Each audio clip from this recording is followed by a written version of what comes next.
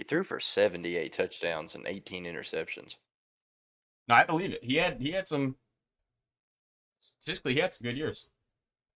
That's actually nuts. Mm-hmm.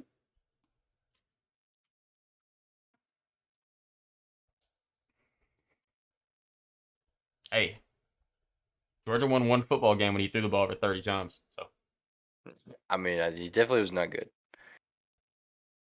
stat wise, I agree. He did have really good stats though. Stetson's the highest ranked quarterback in UGA history in passer rating. Intriguing. We are live, by the way, Kenny. I don't know if I said that or not. I might have already said it. It's only been about 2 minutes. We are live. Or 55 seconds, actually, not 2 minutes.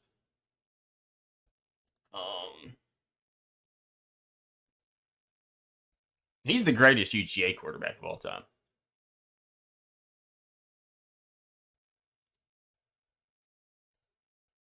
People can make the argument if you put some of the old guys on this team. I don't like to use that argument, though. I don't like that argument for any sport, though. Like any event. The what if. Yeah, the only argument is Aaron Murray. Yes, it's either Aaron Murray or Stetson Bennett. For sure. If you want to go statistically, it's probably Murray. If you want to go success wise, it's Stetson. If you want to go story wise, it's Stetson.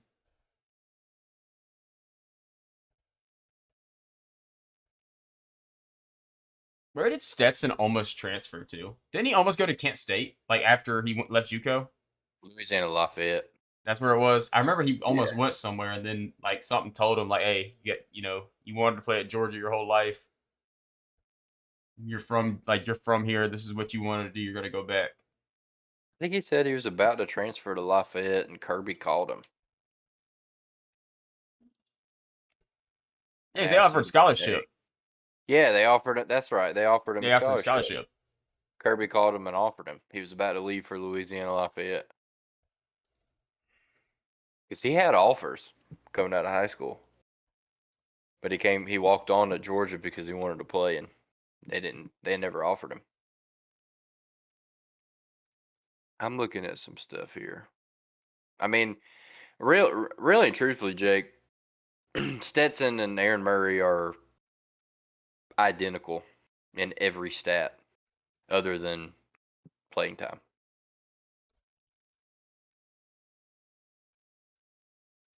So by default, it's Stetson. Yeah, like literally, like it's kind of crazy to be honest. So Stetson has a better completion percentage. Leave it. He averages 9 yards per attempt. Aaron Murray averaged 8.9. He averages 9.4 yards per completion. Wait, hold on. He averages 9.4 air yards per attempt. Aaron Murray averaged 9.3. He has a 158.8 passer rating. Aaron Murray has a 158.6. He has 491 rushing yards and 12 touchdowns. Aaron Murray has 396 yards and 16 touchdowns. The only difference is Aaron Murray passed for about 500 more attempts and has double the amount of touchdowns. So, I mean, if Stetson had Aaron Murray's exact playing time, they would probably have identical numbers. Oh yeah. Stetson would have 2 national championships. Yeah, so Stetson, I mean, his career, he's probably started, I don't know off the top of my head, maybe 36 games. I'm just trying to go. Let's look at the game difference. If I'm trying to go brain by brain, I'm going to say about 36. I could be a little bit off there, but. Pull up Stetson's how many games he's played in. Let's see.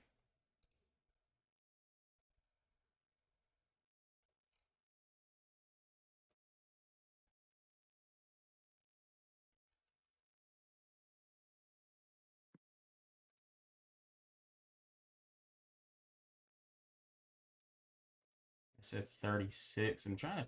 Why does this thing say games and not games start? It's usually they say G and then GS. This thing just tell me games. I'm just going off games for Aaron Murray too.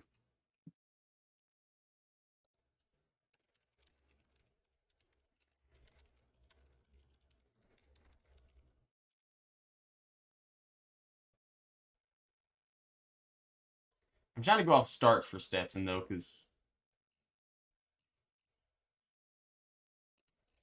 kind of curious.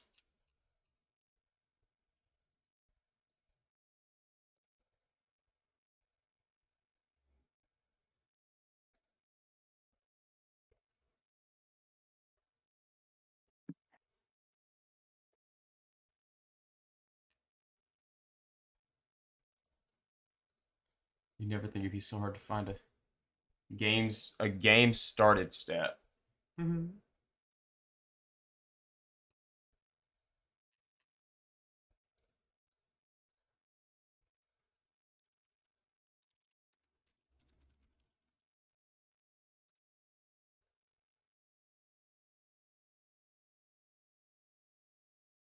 I said 36. It will be his 32nd career start against TCU. They started 31 games so far. He's 28-3 as a starter. What website did you find that on? I'm trying to do the Uh, same thing. Shout out Dawgs Nation. They actually posted an article that said that in the article. It was not a particular website. 36. 32. My guess was 36. He started 31 so far. 30. It'll be 32 to get his TCU. So he started 31 games. Mm-hmm.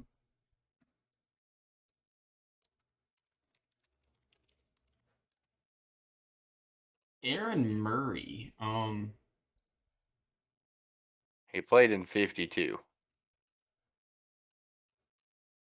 I'm He gonna look. started. I'm gonna look at his. He started 52. I thought he was a 4-year starter.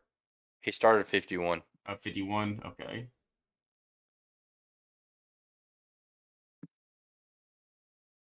So 51 games to 31 games. So there's a 20 game difference, which is 2 seasons, basically.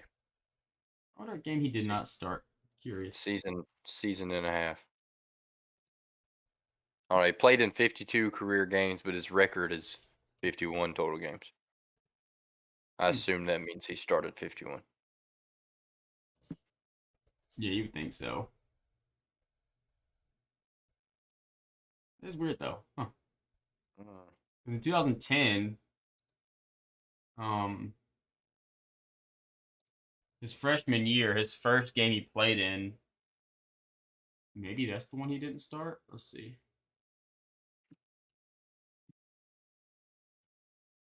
He started it. He was 17 for 26 with 160 yards, 3 touchdowns, 1 interception.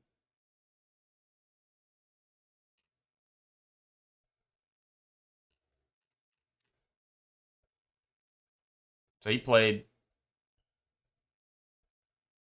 about 80% more games than Stetson did. 85, 90. Not quite double, but Stetson's on pace.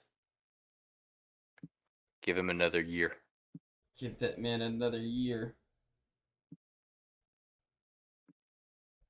Absolute dog. Stetson's beast. Absolutely. Trying to see.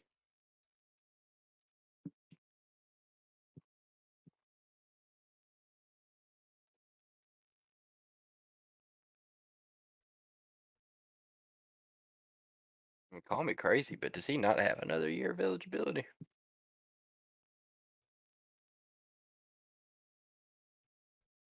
I don't think he does. He's been at UGA 4 years.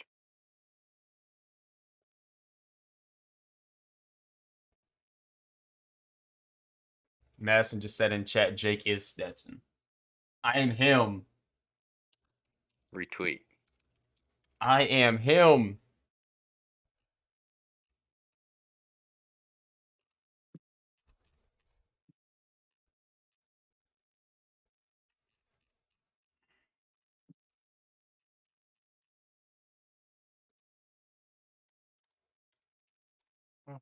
Says he's in his final year of eligibility.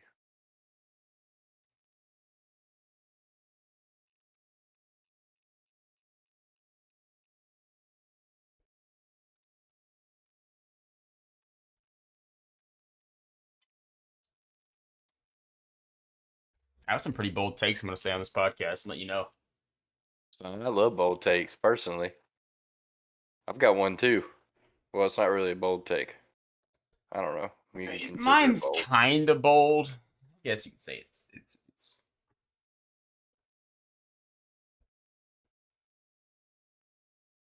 it's somewhat bold.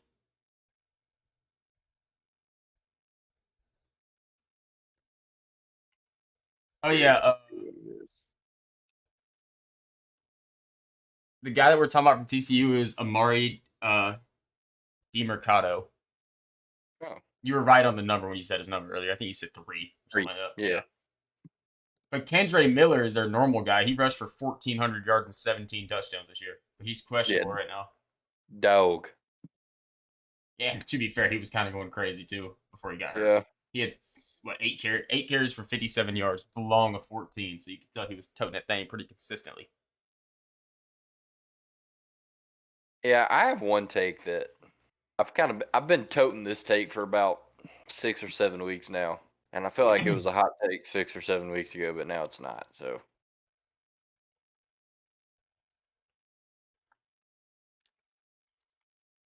The Ohio State Georgia game was the national championship. I agree. I didn't know that Quentin Johnston's the best wide receiver in the draft. I agree. Been gaining a lot of national attention lately. This wide receiver class is really not that crazy. No, I mean, the number I he heard a had. comparison of Quentin Johnston to Julio Jones, and now I can't get it out of my head Dude, it because kind of the looks way like. that he runs, because Julio always ran like that too. It's like they gallop like a horse. Like it's like the knees move kind of like weird looking. I think it's because they look so tall. This man, he moves like Julio. He's good at everything, and he's 6'5". Yeah. No, he's a beast. He's so good. He's so good. The top three in the draft class, according to USA Today: Quentin Johnson, Jordan Addison, Jalen Hyatt, Okay. Jackson Smith and Jigba at 4, and Rashee Rice from SMU at 5. This Boston College kid's been climbing up a lot of people's draft boards, though.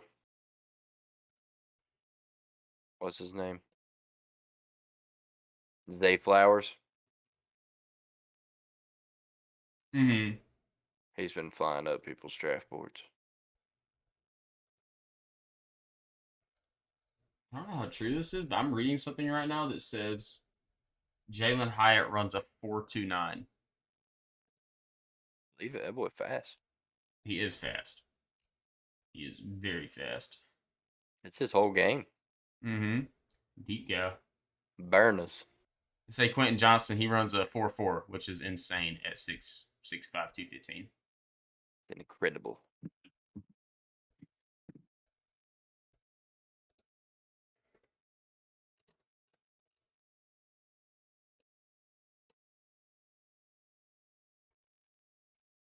So, how you want to? You want to dive straight into the dogs and not worry about anything else? Yes. Yes, pretty much. I'm with you. My camera looks good. Camera looks fantastic.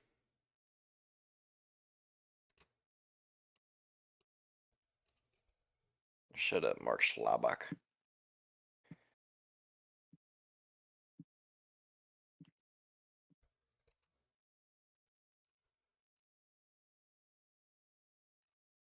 Camera looks fantastic.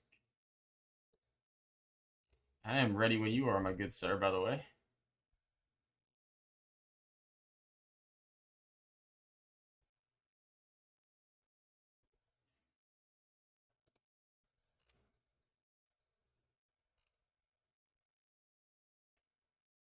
This is episode 30. Episode 30. Yes, sir.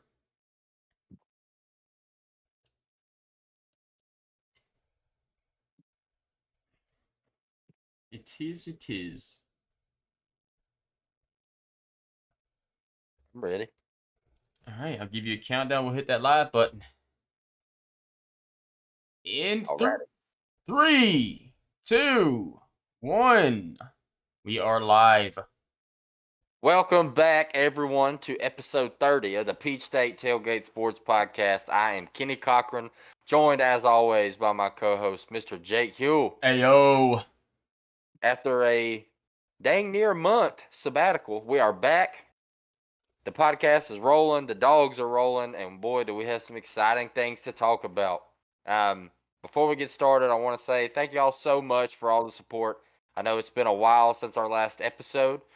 Pretty uneventful month for the most part in terms of what's going on in our lives and what's going on in the sports world. Obviously, we had a couple big holidays come up with Christmas and New Year's. Hope everybody had a happy holidays, a Merry Christmas, and a Happy New Year. I know us Dogs fans did.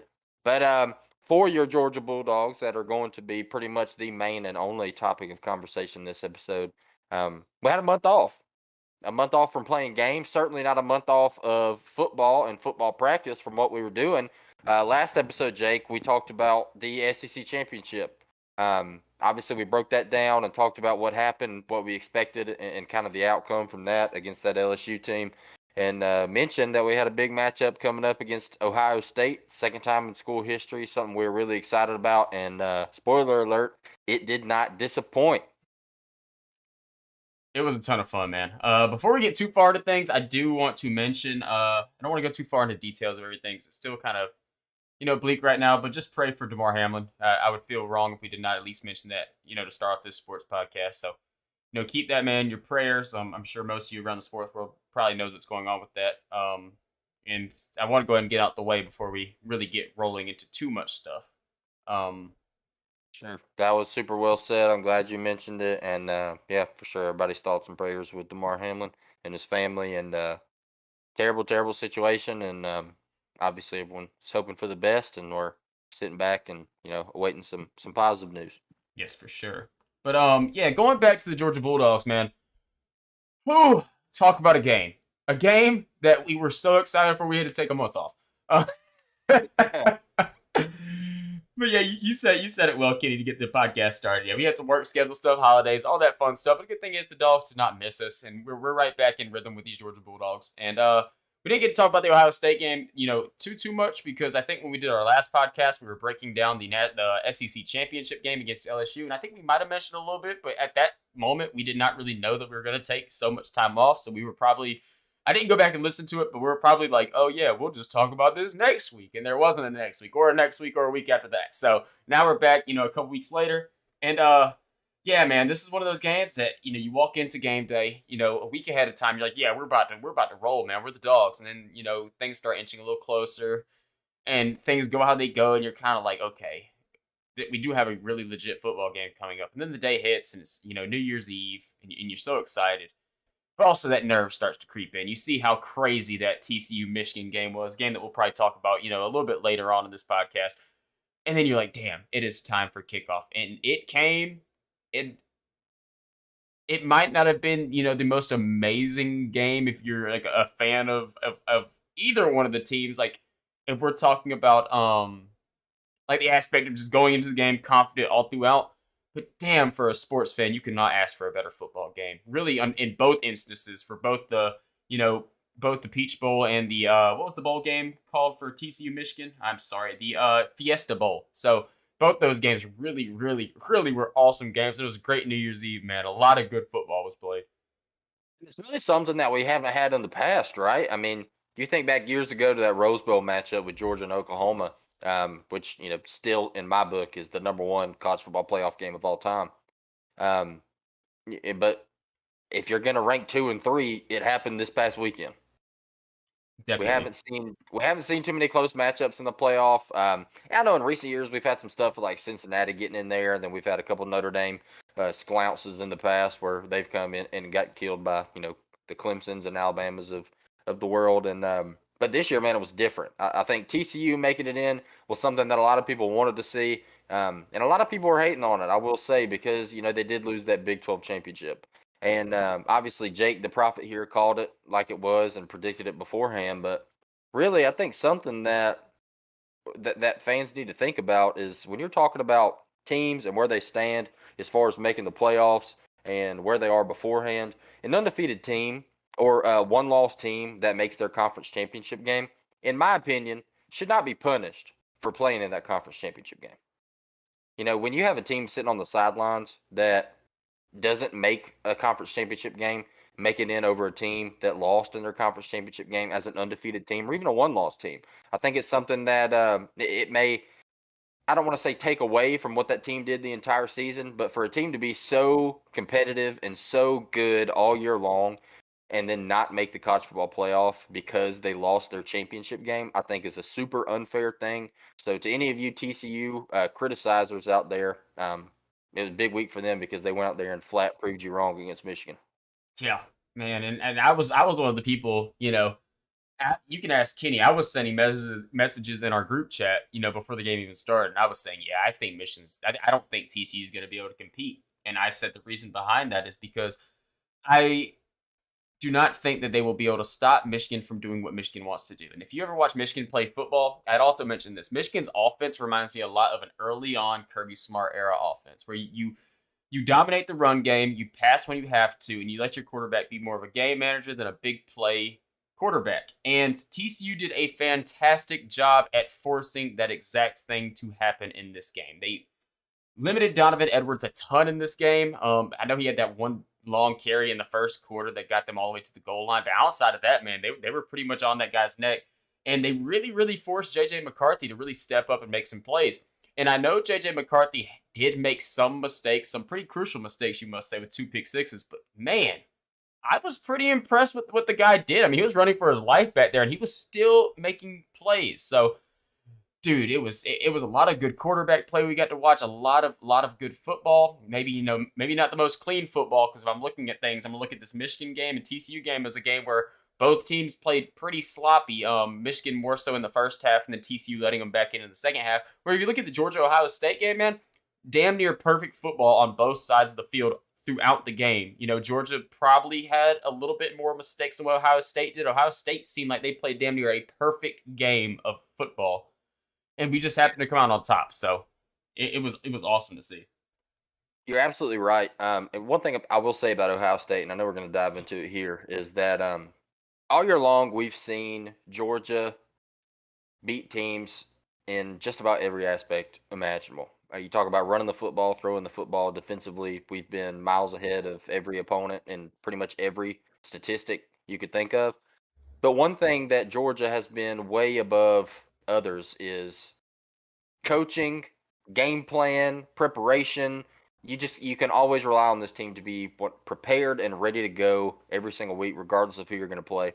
And I want to give all the praises in the world to Ohio State because they put together an absolute perfect game plan and executed it 100% perfectly. Golly, I mean, you're not wrong. And honestly, live when I was watching the broadcast, I was getting kind of aggravated with how often they were showing Ryan Day on the screen. And I know there's been little chirps here and there throughout the year talking about Ryan Day. He's lost to Michigan, 2 years in a row now. But if you think about firing this guy, there is something wrong because there is not very often that you see Kirby get out coached in a matchup. And I can't say it's happened at all outside of facing Nick Saban. There is a legit argument that we got out coached in this football game. For Yeah, no, majority than not. Now I will say fourth quarter things did change, but for 3 quarters of football, we were out coached and outmatched at football.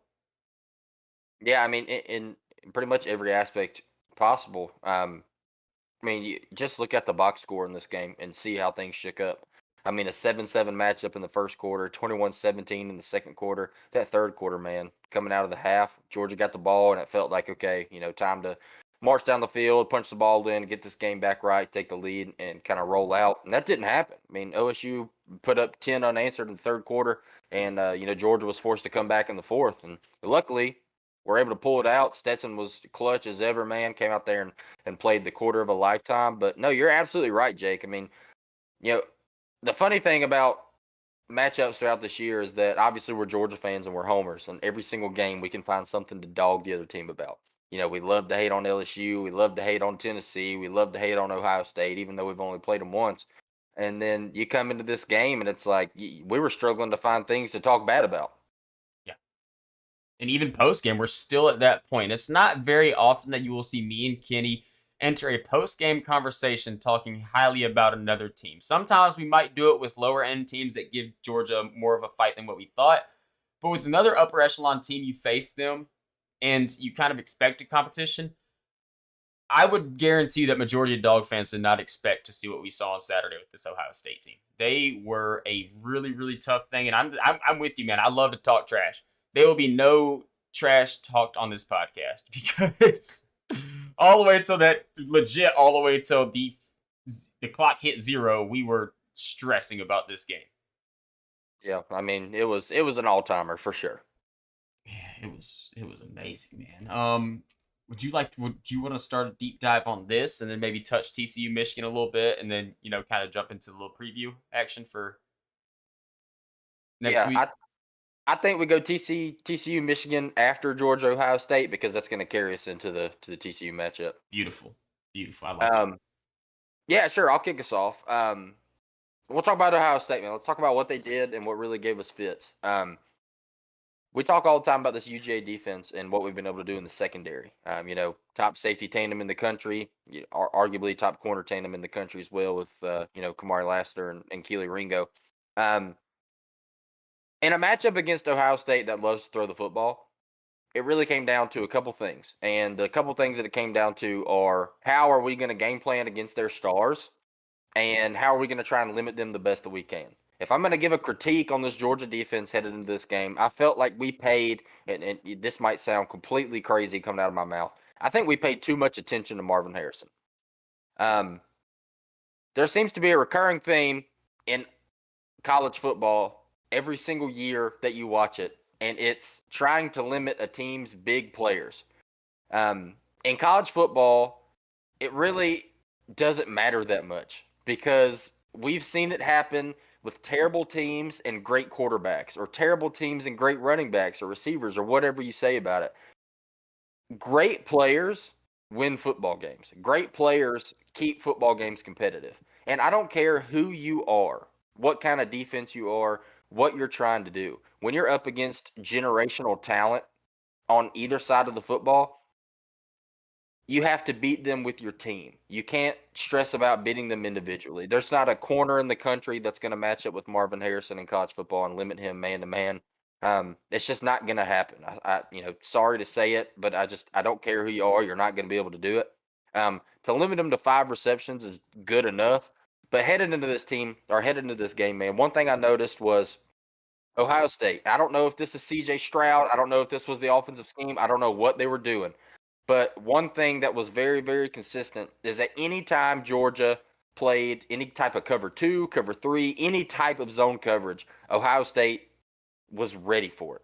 Anytime they saw man coverage, Ohio State was ready for it. I don't know if this was CJ Stroud walking up to the line of scrimmage and recognizing zone or recognizing man, making an on field adjustment, or if it was just them watching so much film that they had it dialed. But one thing that was very evident in this game is that whatever we threw at them defensively, they had an answer to. And what killed us consistently all night long was the deep crosser. You saw so many times that X receiver take a go route, take a corner sitting back in either zone coverage or he's man up with the receiver, pulled a safety back with him, and then that left up the sideline for that crosser to come across the other side of the field.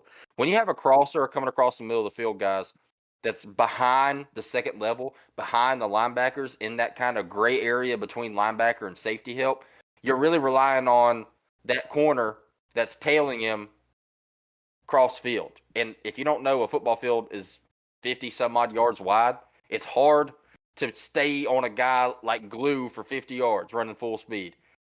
And when you have a quarterback like CJ Stroud that can throw the ball on a rope, throw the ball on a dime, it's just an impossible route to cover. It's something that Ohio State was able to exploit all night long. And unfortunately, we weren't able to get any pressure on them. Their offensive line played an absolute masterclass. That's one thing you see with this Georgia team is we haven't been super susceptible to that in the past. Tennessee doesn't run a lot of crossers. They run a lot of vertical routes. They obviously weren't very effective doing that against Georgia for multiple reasons, but one was because of the pressure. We kept pressure on Hendon Hooker all game long, and he wasn't able to get the ball out. It was not the case for CJ Stroud. He had all the time in the world. He was able to deliver the ball on time, deliver the ball accurately. A guy like Igbuka, Igbuka, however you pronounce his game, going for 8 receptions for 112 yards. I guarantee you, 75 of those 112 were on deep crossers. No, I agree, and I'm happy you actually mentioned that because not only could we not really get pressure, too much out of the game, but even whenever we did get pressure, CJ Stroud was moving around so much, and he was just. It's almost like we were over pursuing him. Like we were flying in, ready to make a play. There was one time Jalen Carter came in, not unblocked, obviously, but he got off his block quick, came flying to the middle, and he just got sidestepped. Or I know Smell Munden and JDJ got home, twice. I think Smell got home early on, JDJ later on in the fourth quarter. But there was a couple times we had, unblocked linebackers blitzing that, he got out of. Bullard blitzed off the edge one time. He got out of it. This man was making plays in the backfield. It's a funny thing because I remember seeing some statistics saying that he is one of the worst quarterbacks in college football when he is pressured. Um, he did not show that in this game. Anytime we were getting pressure on him, he was making plays, getting out of the pocket, and making throws on the run. And I think that's almost kind of what messed Georgia up because going to this game, we're not really looking at CJ Stroud as a particularly mobile quarterback. That's not really been a part of his game at the college level. I'm sure everybody has the idea that he could probably do it, but he's not really a runner that racks up a ton of yards. And even in this game, he did not. But he definitely showed a lot more movement than what I was expecting from him. And his stat line shows 12 carries for 34 yards, but he did have some pretty significant runs, especially late in the game, fourth quarter time, where he got him, close to field goal range. Yeah, he was breaking, tackles in the backfield. And one thing I will say about CJ Stroud, there's not a throw on a football field this guy cannot make. He showed that this Georgia game, getting out the pocket on the run, dumping one, in the end zone to Marvin Harrison, with the corner that's covering it underneath throughout jumping up, just getting it over his hands and just finding his man. And deep crossers killed us, but I don't think this guy missed a throw all night long. Like I think almost everything he threw and had the intent to making it to the wide receiver, not throwing it out of bounds. Even sometimes trying to throw it out the back of the end zone, it was still hitting people in the hands. So it was pretty epic to watch. No, you're right, man. And I talked about the receivers with Egbuka and with Marvin Harrison, obviously. But CJ Stroud can't go unnoticed. This is not necessarily a hot take, I don't think, but one thing that was proven to me in this football game is that CJ Stroud is the best quarterback in this draft class. Yes, I I agree think 100%. I think if I'm an NFL team and I see this guy sitting there in the first round, if I'm the Houston Texans with the number one overall pick and I see CJ Stroud sitting there, it's a no brainer. Um, what he was able to do against this Georgia team and turn nothing into something multiple times all game long was incredible. You talk about him on the ground, 12 carries. It's just not something that we've seen from him in the past. Um, One thing that I've seen over the past month be a huge criticism with CJ Stroud is his willingness to do whatever it takes.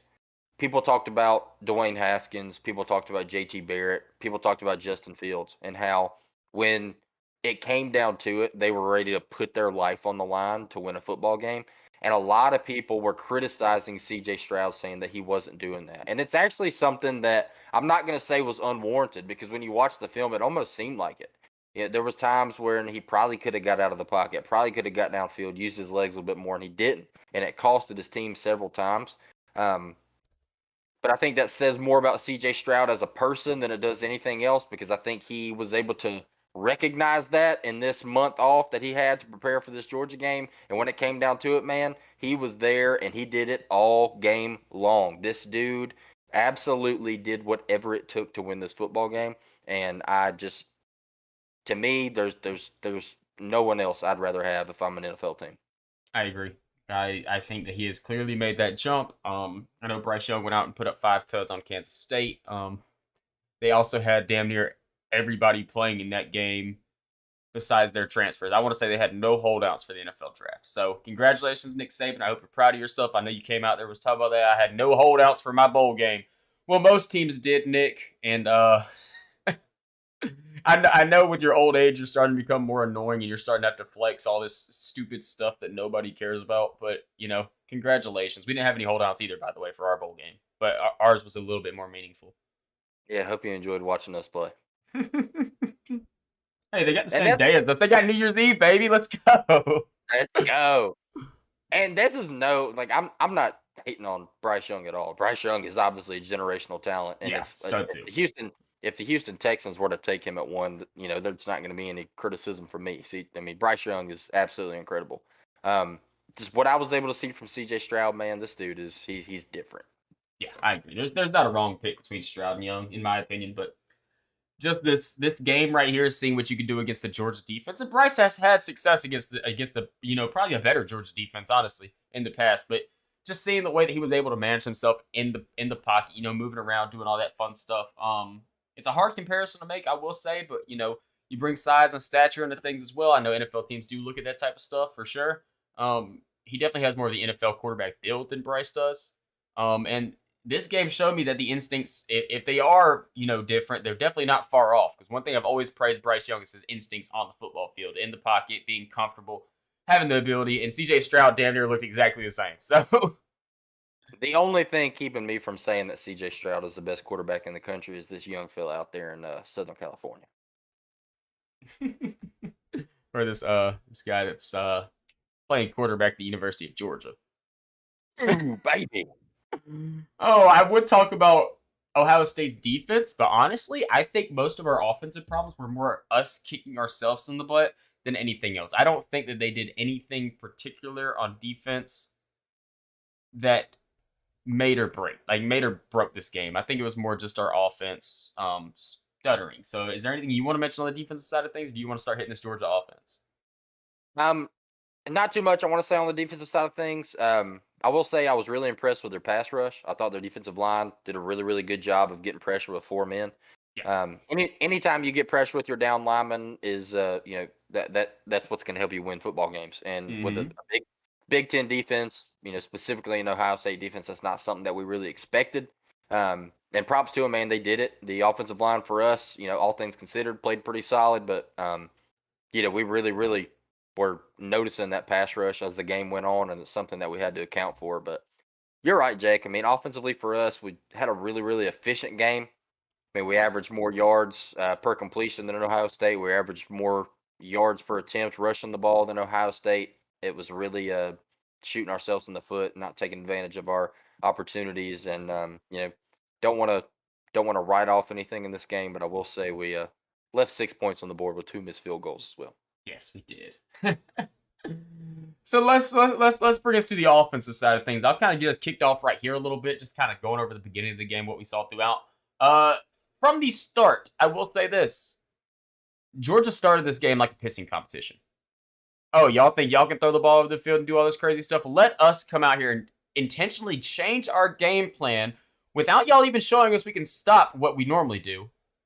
Let us change our game plan and come out here and just try to throw the ball all over you. And that's what happened. Georgia was so out of tempo, out of rhythm from the start. And I think that's kind of what kind of got us going. I think the first drive, we might have ran the ball like twice. And we were moving the ball pretty decently. But, whenever a team moves out of their game plan and tries to do something that they're really not, that's whenever you start seeing mistakes happen.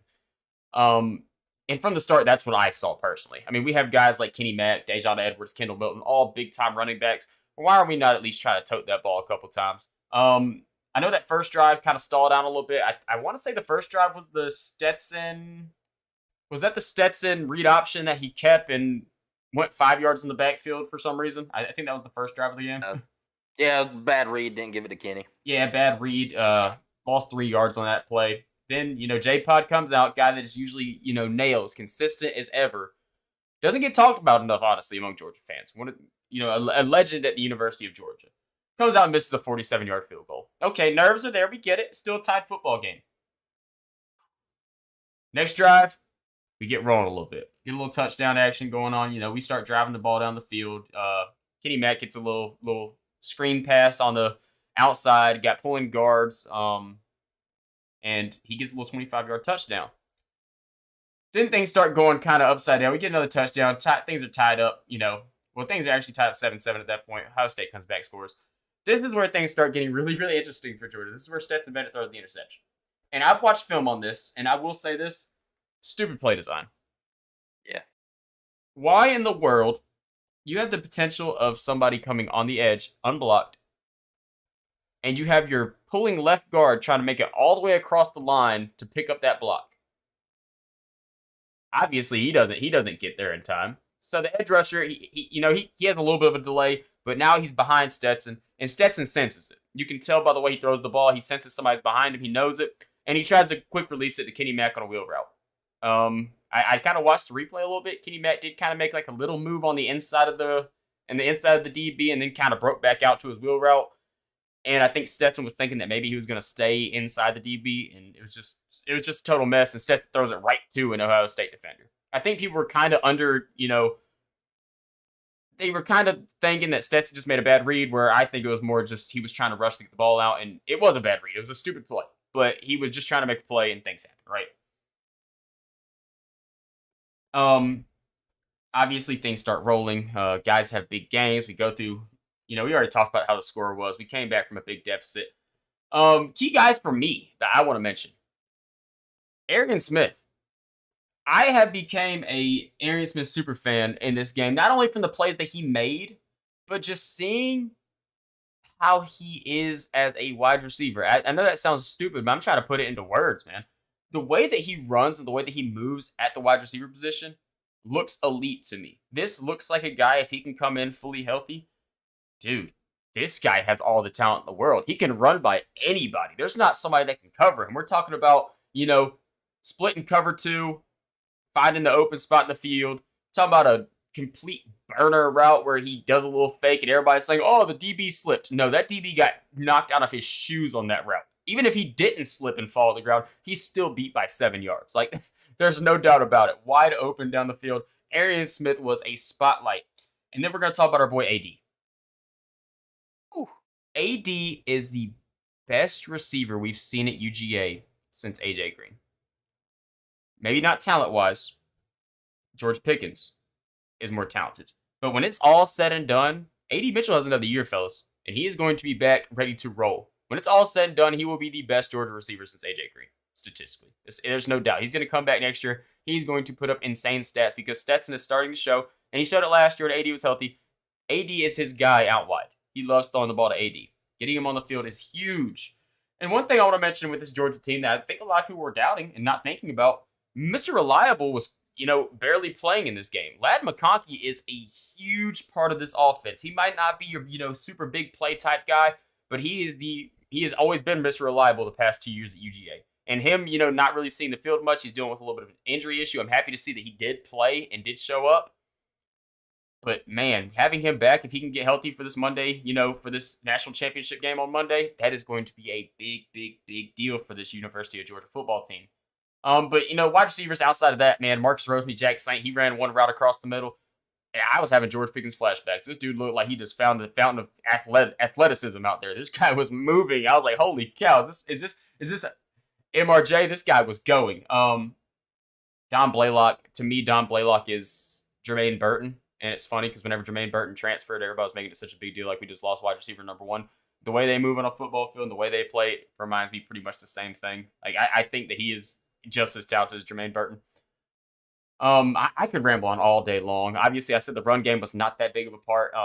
Kenny Mack had 5 carries, Dejon had 8, and Kendall Milton had 3. So that kind of shows how little we really featured the run game. But we were successful. At the end of the day, Kenny Mack averaged 14 yards per carry, Dejon averaged 7.3, and Kendall Milton averaged 8.7. But the only problem is we did not start trying to run the ball until it was a little bit too late in the game to really consistently run the ball. So it was just it was crazy. Also, before I let you get into things too much, Kenny, if this is Kearis Jackson's last game at the University of Georgia, I'm so happy he was able to have a big-time catch, late in the game. It was beautiful to see. I know we're all Kearis fans. Everybody loves Kearis Jackson. Georgia fans do. You have to love Kearis Jackson. I think Kearis Jackson plays a similar role in this offense to Dominic Blaylock. He's a guy when you need a big play, he's going to be there. He's super reliable. When it's third and long and you got to get the ball to somebody, Steph's looking for Dom, he's looking for Kieris, he's looking for somebody like that across the middle, sure-handed, go out there and just be the reliable target. And he's been that so many times for us, man. I know the numbers aren't there. He's not super flashy, but just a player that can make the world of a difference when you need him. You're absolutely right. Well, that kind of rounds it up for the offensive side of me. I will say this before I get out of here.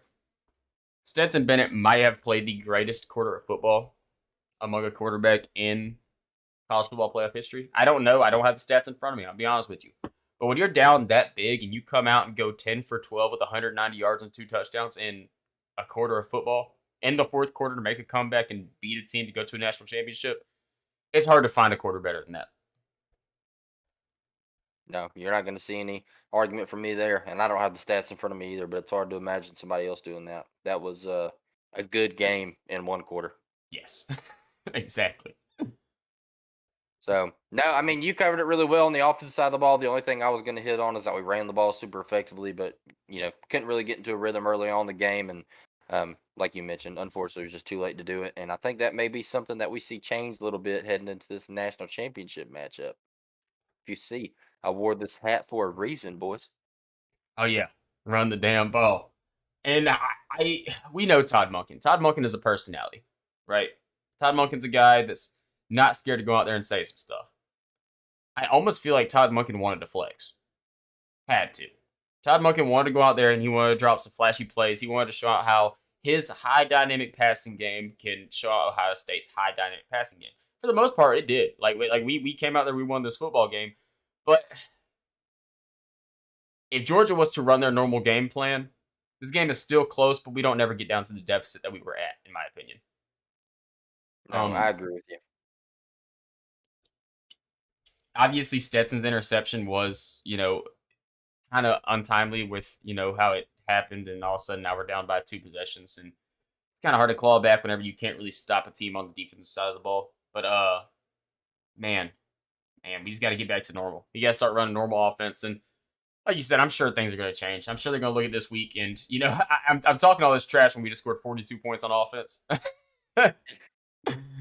But yeah, it's a real problem because you don't want to go down that, like, you don't want to go down early like that. This makes it where, in the fourth quarter of this football game, Ohio State has a chance to kick a 50-yard game-winning field goal attempt, Yeah. maybe less than that. So you don't ever want to be in those situations. And like I said, hell, we couldn't even stop them on defense anyways. It was just a damn good football game. It was, man. Great football game. Yeah, you're not going to find much of a better game in all of college football, much less college football playoff. I mean, it was absolutely incredible. The only one to rival it was that TCU Michigan game, which was also a absolute banger. Banger, fantastic football game. I guess we need to hit on that a little bit before we head into the Natty preview. Let's do it. Let's get into it. I'm ready. All right, TCU Michigan. Obviously, we've been kind of hitting at it all night long. If you're listening to this podcast, you probably watched the game. If not watched it, you know what happened. But in the Fiesta Bowl, TCU Michigan, a game where Michigan was favored, a game where a lot of people expected Michigan to win pretty sure-handedly. They came out there and did not do that. A couple interesting things for me, and I'm going to talk more on the defensive side of things for TCU, because I will say, as far as the offense goes for TCU, relatively uneventful game. Max Duggan did a good job. He came out there, he played good football, he made the plays when he needed to, but it wasn't the flashiest performance by any means. Where I really thought the difference was made was on the defensive side of things, and it's something that I was a little bit surprised by because you talk about a Big 12 team in TCU and the Big 12 conference as a whole that's just air raid, pass happy conference. TCU runs up there with a 3-3-5 defense, something that we've seen all season long. They've been super susceptible to the run. Um, Not to say that they haven't handled it well. You talk about a TCU team that limited Deuce Vaughn early on in the season, a team that limited Bijan Robinson early on in the season. This is a team that was able to stop the run when it counted. And to come out there against Michigan and trot out that Big 12 defense had a lot of people concerned, including myself. And that brings me to kind of where I think they're going to, or where the dice may fall in this Georgia matchup. Because that 3-3-5 defense, obviously, three down linemen, three linebackers, five defensive backs. Um, you're pretty much all out trying to stop the pass. It's something that you see a lot of Big 12 teams run. It's something that Georgia doesn't run a 3-3-5, but we, run a 4-2 a lot of times, sometimes run a 5-2. It just kind of depends on what we're doing. We've done some similar defensive schemes in the past, but the difference is Georgia's defense has got a lot better players than TCU's defense, pretty much across the board. But you talked about it a little bit earlier with Donovan Edwards. First play of the game, TCU trots out there. Everybody, are they going to try out the 3-3-5? Or they're going to try out something against this, rushing Michigan offense, best offensive line in the country? What are they going to do? And sure enough, TCU jumps out there. First play of the game, 3-3-5 defense. Donovan Edwards, 55 yards, right up the middle. First play of the game. Um, so that was kind of curious to see from me. Um, you end up watching the rest of that drive and seeing the way it unfolded. TCU came out there and the defense was able to get a stop, but for the most part came out there in that same 3-3-5 formation and got gashed a little bit. Later on in the game, we saw TCU. They didn't necessarily switch to a four-man front or switch to four linebackers in the box. What they did, and something that I noticed, is they walked down a safety a lot of time and played kind of like a little rover position down there in the second level and kind of switched it up from a 3-3 to a 3-4. And I think it really made a big difference for them because one thing that we saw was two pick sixes in this game, and both of them came out of that 3-4 defensive formation. So they brought down that safety. It made a big difference for them and stopping the run and being able to jump a couple passes and get some really, really clutch points because they needed it in what ended up being a 6-point win. So I say all that to say that I'm curious to see how TCU comes out there with a defensive plan against this Georgia team, a Georgia team that runs the football just as good as anybody in the country.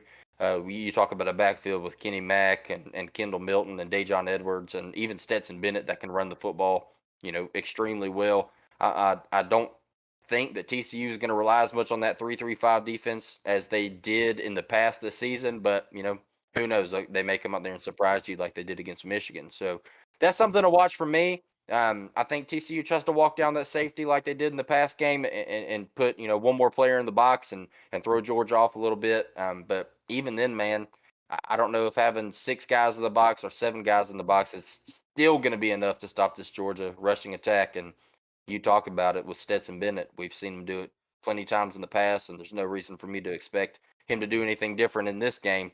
If we need to air the ball out a little bit, not anybody in the country I trust to do it more than him. I agree. There, I'm happy you went more technical with this because I'm going to give my breakdown on this game, and it might not be the most technical thing. I'm just going to tell you what I saw.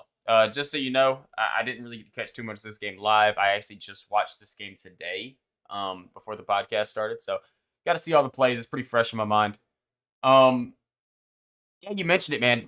Michigan looked like they got off to a hot start right away. Right away, Michigan looked like they were okay. We thought Michigan was gonna, blow TCU out. I did at least. And right away we thought that it looked right. Like it looked like it was about to happen. First play of the game, Donovan Edwards, totes a long carry. Gets in the red zone. They get all the way down to the goal line. Then fourth down comes along and they run the Philly special, or Michigan special, whatever the hell you want to call it.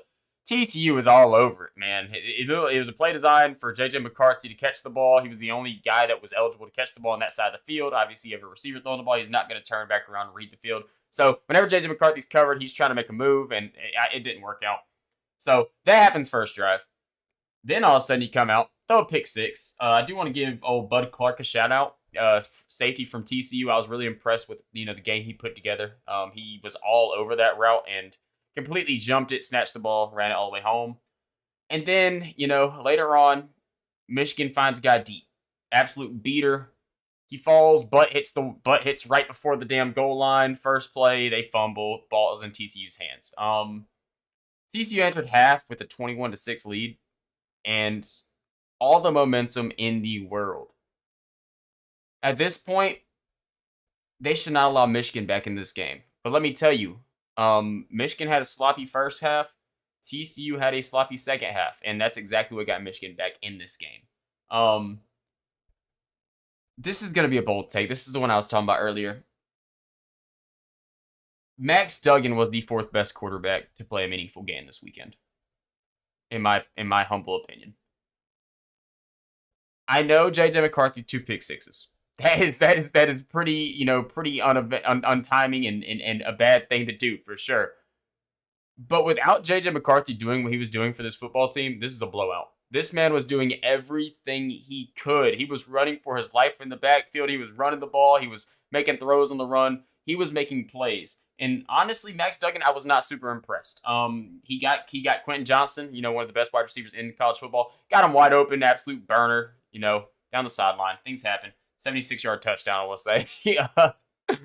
So, and he did 2 picks himself and was not very efficient. 14 for 29 against this defense. And if you think this defense is somewhat legit or whatever, you're going to be facing a Georgia defense coming Monday, and it's not going to get no better. I've noticed one thing about Max Duggan.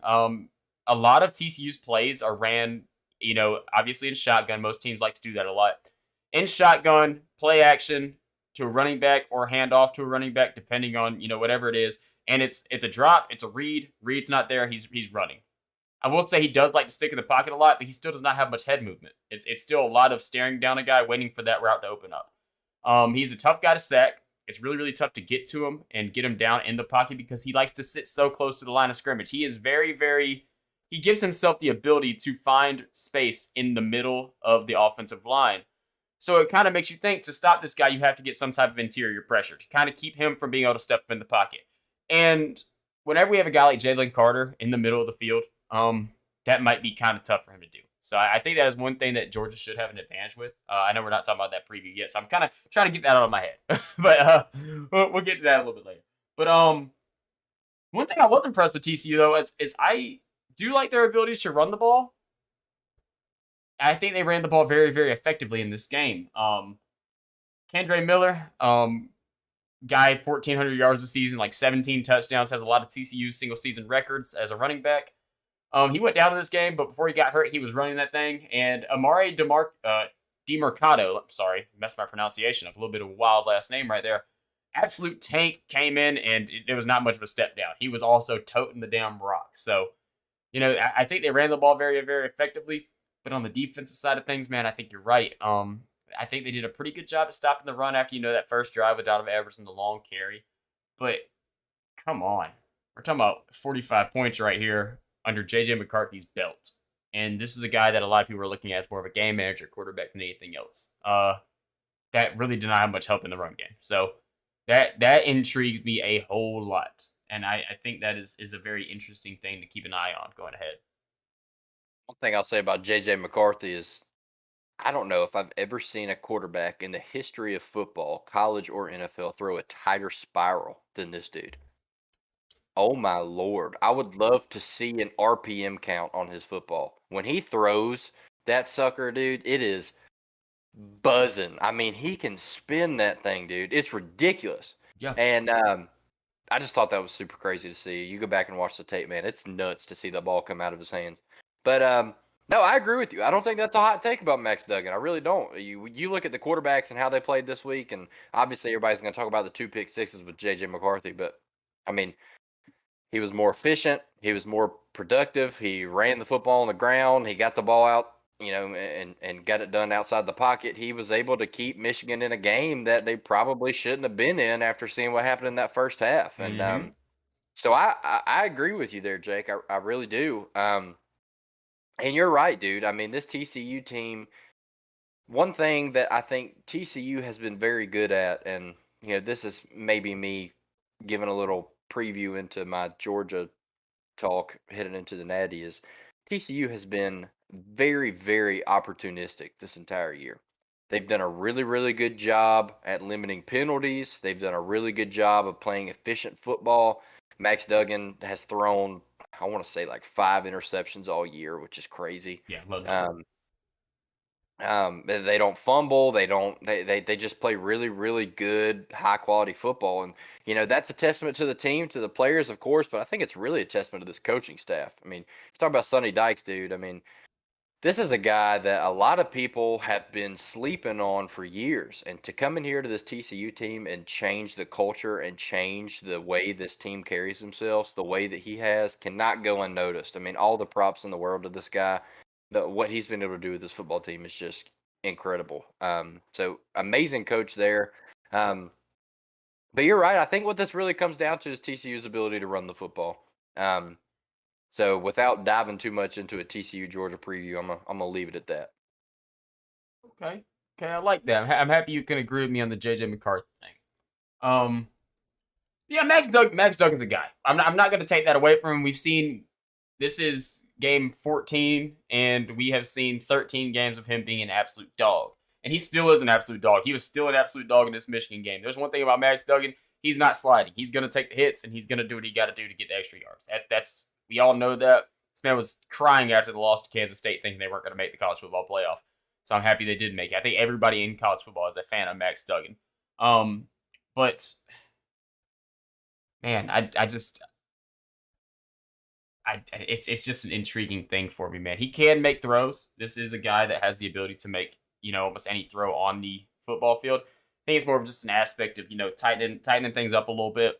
Some balls did get a little high on him on the outsides, and he didn't really look the most accurate out of everybody, which I don't really expect that because whenever you look at Max Duggan, to me he's kind of like more of like a, I hate to say it like this, but like a Tim Tebow style quarterback, a guy that's like gritty, gonna get his head dirty, like he's gonna get dirty. That's the type of stuff he does, and his passing numbers are there. You're right, the guy has been super efficient, super crazy this year with a lot of his passing stats. So it's kind of weird to hear me say I don't feel like he's that great of a passing quarterback, but honestly, by my eye test, I don't think he's elite passing quarterback. I think there's some throws in the game that he made that were really, really impressive. I know that we were talking about the one he made to Quentin Johnston earlier today. That was an absolute elite throw in the pocket with pressure on his back, throwing an absolute dime to him.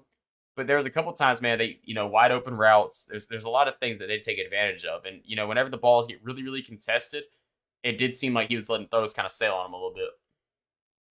No, for sure. And to play devil's advocate for Mr. Max Duggan, I will say I don't think this was the greatest game by him. I No, think I don't want to call it an anomaly because obviously the way the game shook out, kind of a crazy situation with them getting up so big in the first half and then having to claw their way back into it in the second half and regain control of the football game. But all season we've seen Max Duggan play some high quality football. In this game, he really did just was not able to do that. So I think it's just even more of a testament to the team and to the will of the coaching staff and to the players on both sides of the football that they were able to win this thing and pull it out because you know, judging by the way they played in the second half, they really weren't looking like they were going to win it. no, and it's funny that we say that a guy has not played his best game and accounted for 4 touchdowns in a football game. So, I mean, he still did his thing. Don't get me wrong. It's just normally you'd be looking for Max Duggan, a guy that's a Heisman finalist, to be a little bit more consistent, a little bit more efficient in this football game. It just wasn't there. I mean, obviously they were still able to pull out this win, and you mentioned Sonny Dykes earlier. Big time win for him. I can't think of a coach that's ever appeared in a national championship in year one. I'm sure it's happened before, but hell, you'd probably have to go back. That's probably something you'd have to look up to even find out. But it's obviously a rare thing. And congratulations to him, especially going into like a program like TCU. TCU has always been a team that's kind of been like middling a little bit, a team that might pop up in the rankings at like 15, and you're like, okay, there goes TCU right there. They're popping up a little bit, but never really much higher. Never a team that's like super duper competitive. They've always kind of reminded me in the past of like a Penn State. Penn State's kind of been Yeah. floating around that same category of like, okay, yeah, they might get ranked in the top 12 at the end of the year, but you know, playoff implications as it stands right now before the rule change is never going to make any big impact in that. Um, so yeah, I am happy about this playoff, and I'm really happy so far with how it's played out. I'll go ahead and say that I don't have much more to cover on this game, so I'll just give my little closing thoughts on it, and I'll let you kind of touch back on this, see if you want to finish it, then give your closing thoughts on just our breakdown so far. I am ecstatic with how this playoff has turned out. Um, Matching up 4 teams against each other. I know we mentioned this earlier, and getting the games that we have gotten so far, it definitely looks like that. I know you can make the argument Alabama could be a top 4 team in the country, and they probably are, but this is a very, very, very competitive top 4 right here. We have not seen a playoff this competitive in a long time. And honestly, as a Georgia fan, I hope that we go out there and blow TCU out. But then again, the part of me, the football fan, wants this damn thing to be a good damn game. Like, it's there. Like, I'm like, okay, I would take a 37-35 UGA victory, like just for a little excitement, right? No, dude, I agree with you. I mean, you talk about how the college football playoff has been in the past, man. I mean, this is undoubtedly the most competitive one yet, and I think they got it right. You can make the argument of putting a team like Alabama in there or potentially a Tennessee if Hendon Hooker didn't go down. But I mean, I think all things considered, not judging just based on people's opinions, but how the season actually shook out, I think this is the right decision. I think these are the four teams that should have made it. And I think that was proven by these matchups. And, it's just a super exciting weekend to be able to see the game shake out like they did. And I don't think it's, I don't think anybody's going to sit here and tell you that the two teams that made the national championship are not the two teams that deserved it most. No, I agree for sure. And I don't know if we're gonna hop off the conversation or not yet, but I wanted to ask you, because I know this is something. It's just a little side note. Any of these bowl games make you a little bit more excited for expanded playoff? I know we've had the conversation in the past. Maybe 12 is too many, but that's what it's going to be. So we're kind of settled at that point. Any of these games get you a little bit more excited? Like, okay, maybe some of these teams that were looking outside that are just outside that top four. Whenever the playoff expands, you're like, okay, if the playoff was expanded right now, these teams could probably make a little bit of a push. No, for sure. I mean, there's going to be positives and negatives to anything, especially when you talk about an expanded playoff. I think the biggest negative to expanding the playoff is how it's going to affect the regular season. One unique thing to college football than to really any other sport, especially when you compare it to the NFL, is that in college the regular season is so significant because you have to perform well throughout the regular season in order to just have an opportunity. More so with the BCS format of 1 and 2 matching up, but even now with the college football playoff, it's still only 4 teams. So with the regular season being so significant, I think the only thing that would affect that is an expanded playoff. But I think the way that they're deciding to do the expanded playoff is the best way to do it. Hmm. Do I think 12 teams is too many? Maybe. You could probably change it up, maybe do like a 16 playoff with a play-in game and the first round bye for the top 2 seeds. But you're talking about conference champions getting the top 4 spots and getting a bye. You're talking about different things like that still incentivize the regular season. I think anytime you take the importance out of the individual conference play, I think that's what's damaging to college football. But if this new expanded playoff is not going to take away from conference play, then I'm not against it. I'm really not. We're SEC fans, man. We always talk about how football is different down here. The Southeastern Conference is by far the most talented conference in college football. You see it every single year. It's just completely undoubtable truth. And there's so much pride in winning an SEC championship that I would hate to see that taken from us because as Georgia fans, it's a game that we've struggled in the past. It's a game that we've gotten to. We've consistently dominated the East. Came in there against an SEC West team and underperformed. You saw it last year with the loss to Alabama. Obviously, we're able to right the ship and win the national championship, but there's still so much pride in winning that conference and taking that title as the best team in the toughest conference in college football or the best conference in college football that I would hate to see anything diminish that. And with this 12-team playoff format and the way that they're doing it, I don't think it will diminish that. So, no, yeah, for sure it makes me excited. I think anytime that you're giving the best teams in the country a chance to be competitive in the postseason, I can't complain about it. I agree, and I'm excited to see more of these bowl games actually become meaningful football games. Like that's always the biggest issue with bowl season to me is because get to bowl season, these matchups seem kind of exciting, and you're like, damn, like this team's resting their star starting quarterback, like the Oregon State Florida game, right? Like we're gonna talk about that game a little bit, or the Kentucky game. Kentucky played Iowa, and it was absolute crapshoot. Kentucky did not score any points, and I know I said star quarterback. We're talking about Will Levis and Anthony Richardson here, maybe not star quarterbacks, but quarterbacks that are definitely like their teams are a lot different with and without them. And we saw Kentucky get beat 21-0 against Iowa, and we saw Florida get beat 31-3 against Oregon State. So I mean, I know those teams were not particularly in the playoffs, but there's still some teams out there that it definitely would affect and make them actually play their starters. if Florida was ranked if Florida was ranked 5 right now and they were to play in a bowl game against number 8 like Alabama did, Anthony Richardson still would not be playing in that game and it would still be a meaningless football game. So, I mean, it's a lot of interesting things that's going to happen. Uh, I definitely think that the transfer portal rule that they've implemented will help this a lot. I'm kind of happy that they did these things at the same time because you can already tell the what's happened now with the transfer portal rule that it is making more college football teams become competitive in the grand scheme of things. Like typically in the past, you run a 1 seed against a 12 seed, rankings wise, you're pretty much a given. But I feel like as college football has expanded, we've kind of gotten closer in that gap right there. Like I feel like a 12 seed would probably play a 1 seed a lot closer right now than what we get. I mean, I don't know about you, but I know playing a team like Penn State or like a trying to think about teams that are ranked just on the outside, like a Penn State or USC, teams that are ranked right in that tier. I definitely wouldn't just scratch that off as a win. Like they're definitely tough teams to look at, and I think that's where I'm excited about with the first four, like the top four conference winners getting buys because you can't look ahead in that aspect. If Alabama's playing Penn State in round one of the playoffs, you can't look ahead and just assume you're going to win that football game and try to look ahead to Georgia the next week. Like or however that rounds up, you have to focus on that game. And I think that's where that bye week does really, really become valuable because then you could just watch that game, pay attention to it, and you're right into like game planning for it. You're game planning for both teams right away, I'm sure. So I'm excited about it. I know that the Alabama game is the one that everybody's going to talk about because they just beat the hell out of Kansas State in a bowl game. And Kansas State obviously beat TCU in the Big 12 championship. That's the one everybody's going to look at as a team like, okay, if the playoff was expanded to be different, you look at other teams like Tennessee. Tennessee went out against Clemson and absolutely put on a master show. Played a really really good game against Clemson.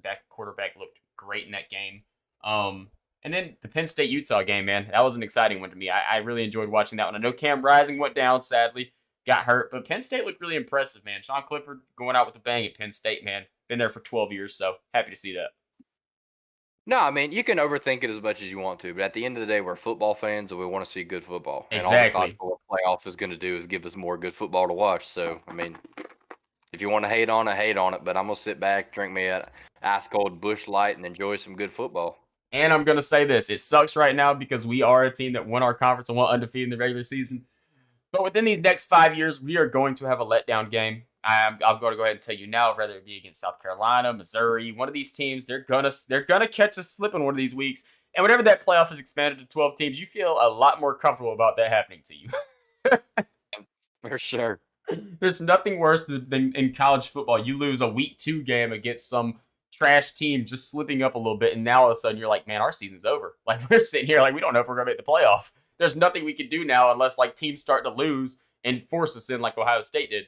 Like Ohio State was a one-loss team that's only lost came to a top 4 team in college football, and they still wouldn't have made it if USC would have won the bowl game. So that's where I'm excited about it. I don't think one game. I do agree the regular season should have an impact on how it works, but your season shouldn't be decided on one game. I think that's where we Yeah. get a little bit extreme. And the problem is there's like 5 or 6 teams in college football right now this season that were like no loss, one loss teams, and there's only 4 spots. So one loss did really implicate some things for some teams. And it's also going to give an opportunity for the Cincinnati's of the world and the UCFs of the world from the recent years, or hell, even the Tulane this year. Look at Tulane and their bowl win over USC, man. Like teams like that. I'm not saying that they're going to be competitive in a 12-team playoff, but it's definitely going to give them an opportunity, and that's something that these teams haven't had in the past. And recruiting wise, man, you can go to a smaller school because you like to fit there better. Maybe you like the scheme there and you think you're better fit there and still have an opportunity to make a run. And that's just something that we haven't seen in the past. All these recruits wanting to make a national championship push have really had like 3 or 4 options for the past decade. And, we've seen that come into play year after year with these recruiting classes. You know, I think you're going to start seeing less and less of these Alabamas and Georgias and, whoever you want to talk about having 5-star upon 5-star upon 5-star recruits come in there just because they want to, have a luxurious college career full of postseason chances and conference championship appearances and wins because you're going to be able to have that opportunity at the Oregon States of the world and the Penn States of the world, and I don't think that's bad for college football. No, not at all. It's definitely not. We've already kind of seen it now with coaching changes and stuff. Coaches are kind of kind of trying to move programs and then get into their program a year early so they can go ahead and get things built up. So whenever that new playoff does come around, it's damn sure a lot easier getting that top 12 than it is that top four. So it's an exciting thing going on. Side note before we get off things too much. Jimbo takes another L, hires Bobby Petrino as his offensive coordinator today. So Hey, I honestly am. I'm kind of optimistic about this for Jimbo, to be honest. I know there's a lot of criticism about around Bobby Petrino, he but gave up on the Falcons halfway through his season. We hate Bobby. look, Jimbo Fisher has needed to relinquish the offensive play calling duties for a long time. Long time. Jimbo needs to relinquish his head coaching duties. If you're, I don't know if there's a better person for Jimbo Fisher to give the play calling duties to than Bobby Petrino. Yeah. Whew. Hopefully they're not a dumpster fire again. We'll see, man. Thank you, Miami and Texas A&M, two most disappointing teams in college football. We'll see what old Connor Wagaman can do. Connor Weigman, Wade. All right, Kenny, you want to wrap this thing up and go ahead and talk about this outlook for this next game? Let's do it, man. For me, all things considered, I got a pretty short breakdown for you. We've hinted at a lot of things and talked about a lot of things so far to where I'm really just going to kind of go over what I've already said and point out a couple statistics here. Without beating a dead horse, I think this game's going to come down to defense. You look at both offensives and how they rank among Power 5 teams. These are both very elite offenses. Throughout the entire season, they're both top 10, top 15 in total offense among Power 5 schools. But I think where the biggest separation is on the defensive side of things, specifically the rush defense. Let's talk about Georgia. The University of Georgia is number 2 in the nation in rushing defense behind only James Madison. So obviously that's number 1 in Power 5. TCU, 70th in the country in stopping the run. Let's talk about how that kind of plays a reverse aspect on this game. TCU loves to run the football. We talk about Max Duggan. Obviously, he's a Heisman candidate, a Heisman finalist. TCU runs the ball 15th most in the country. Matching up against the number 2 rushing defense in the country, I think that could be problematic for TCU. And you talk about Georgia. I mean, Georgia can do pretty much anything they want. They can pass the ball at an elite level. They can run the ball at an elite level. But we talk about that every single week, so there's really no need for me to dive into that. So, yeah, without kind of just repeating myself over and over, I think it's going to come down to the defenses. I think both offenses are great, and I think both offenses have the ability to make plays. You talk about Max Duggan, Quentin Johnston, who, in my opinion, is the clear wide receiver 1 in this draft class. Probably the second best wide receiver in college football, in my opinion, behind Marvin Harrison. But Quentin Johnston is a guy that you really can't stop him. There's not really one guy that you can single out, put on him, and limit him too much. He's just a type of guy that's going to come out there and he's going to eat, and you just got to eat more. And you see that in this game. Personnel-wise, TCU is really good at the skill positions. Max Duggan and Quentin Johnston, we've already talked about, but this running back room that you mentioned earlier with DeMercado, man, you talk about a guy like Kendre Miller, who is having a record-setting season.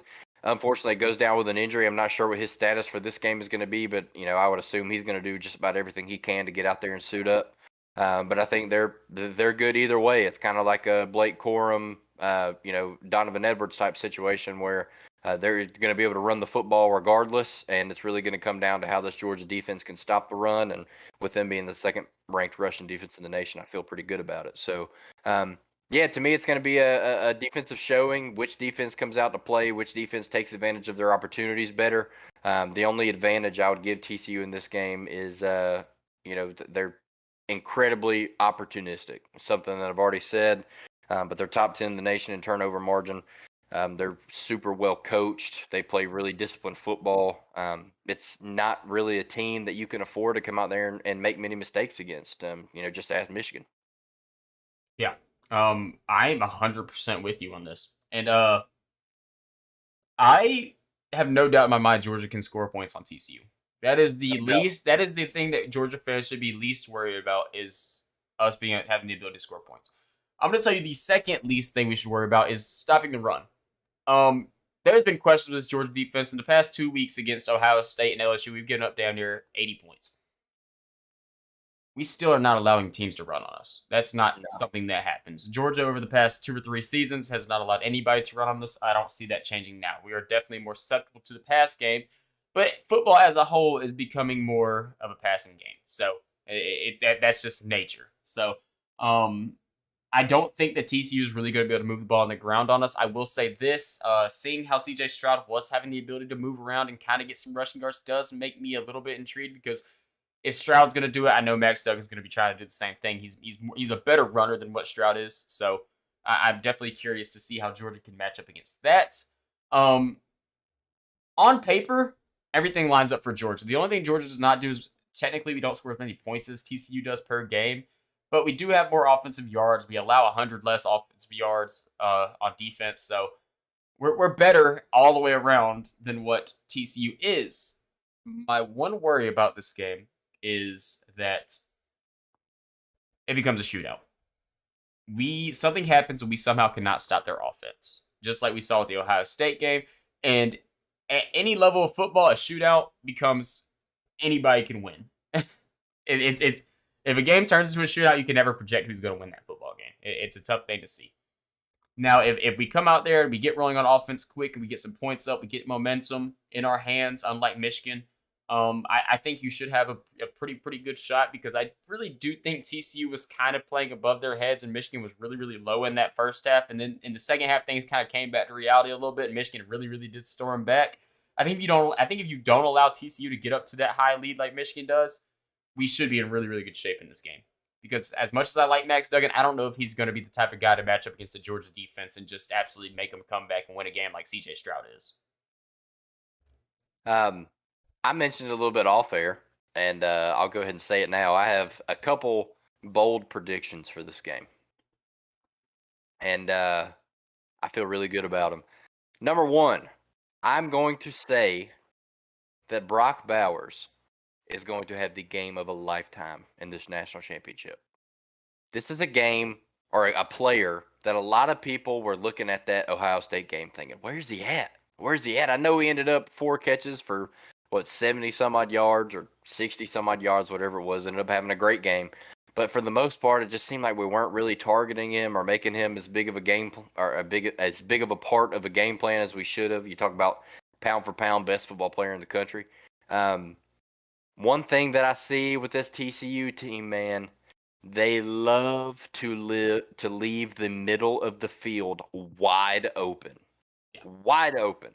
I don't care if they're in a 3-3-5, I don't care if they're in a 3-4, I don't care what this team is in. The middle of the field is wide open all game long, and it's just something that Michigan was not able to exploit. They started trying to do a little bit better towards the end of the game, but if they had been keying in on this early, I think it probably would have shaken up a little bit different.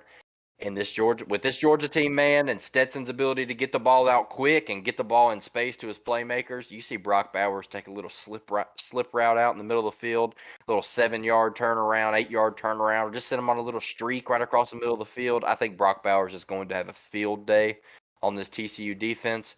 And then my second bold prediction, I think Stetson Bennett, and I have absolutely, Jake, zero idea of what this record is at the moment. But I think Stetson Bennett is going to set his career record in rushing yards in a single game. Okay.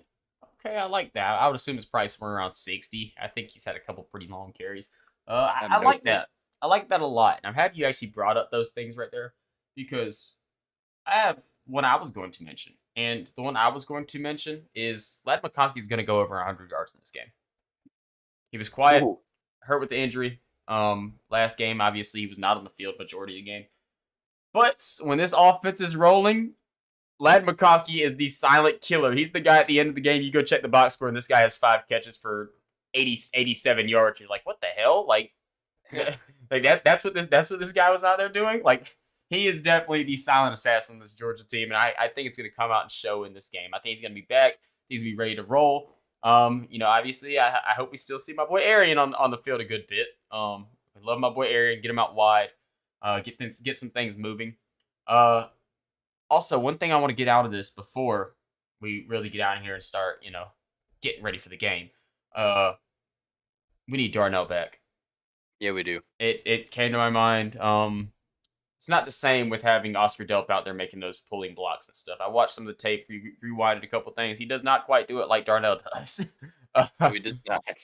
he can make contact with the guy. We're just used to seeing Darnell Washington absolutely plant DBs whenever he's rolling out wide, running a 4.5 40, just plowing over defensive backs. And Oscar is a great player. He's gonna form into a really really good player, I'm sure. But blocking wise, it's kind of hard to beat a 6'7", 270-pound man that probably runs a 4.6 on a bad day. So uh, we need him back. I rewatched the play he got injured on quite a few times, probably about 5 times, to really see what happened. And it looked like the guy that was pulling, I think it was Xavier Truss. I don't really remember who was playing. Somebody was pulling over and stepped on his foot. It looked like, I don't know if it's Yeah, yeah, it says ankle injury. It looked like he stepped on his foot. Maybe he rolled his ankle a little bit. And I yeah, think he was on the sidelines with crutches, but I think that's more of like a precautionary thing than anything else. Obviously, you don't want a man like that putting pressure on that ankle. It's a lot of weight to kind of hold up.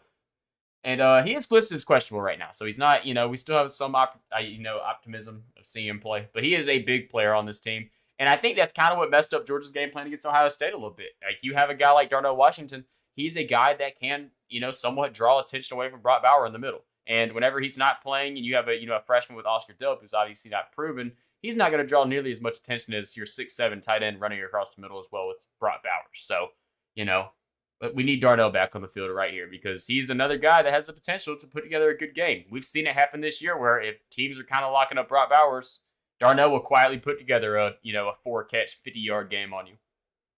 yeah. I think the big concern for Darnell was an ankle sprain, and I did see they came out and said that it is not an ankle sprain. He did avoid that, so they're optimistic about him playing, but obviously, going to give him as much rest as possible. But I think he should be good to go. I don't know what kind of a pitch count he'll be on, but I think we'll definitely see him suit up and start this game.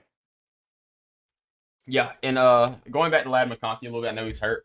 Um, if it was something that they believe he could not play fully in this national championship game, he would not even touch the field in that Peach Bowl, in my opinion. I I agree. think him playing the Peach Bowl, I think was kind of precautionary. Obviously, he was not in the field as much as he normally is. Usually, Lad McConkey's a guy that's on the field every single play. Like you see Lad out there somewhere, and this time it was a lot different. And having AD Mitchell back does help that a lot. But having AD and Lad on the field at the same time, two guys that are super consistent, you throw the ball to them, they're going to make big plays. They're going to do what they do. It's really important. So I think he's going to be full go in this national championship game. Georgia fans, we should be really excited about it. I know we jumped down on Lad a little bit for about 2 weeks there, early on in the season. But outside of those Yeah. 2 weeks, this man is nails, and he will be playing on Sundays. I'm excited to see this kid.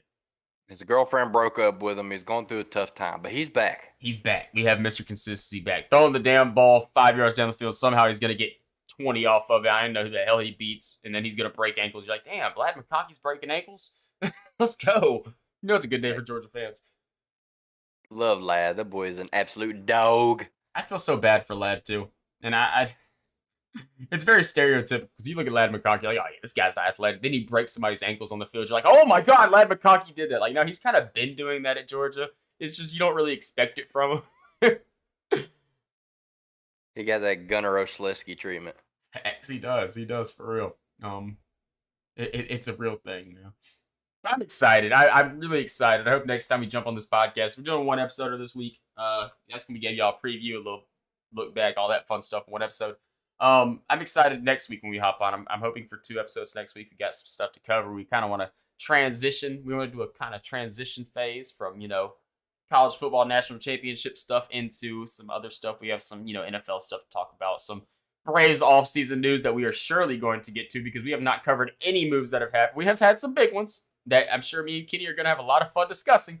But that's going to be next week. That's probably going to be sometime around next Wednesday, next Thursday. So we're looking forward to that. And Kenny, I'm going to go ahead and say my goodbyes, and I'll let you hit it after.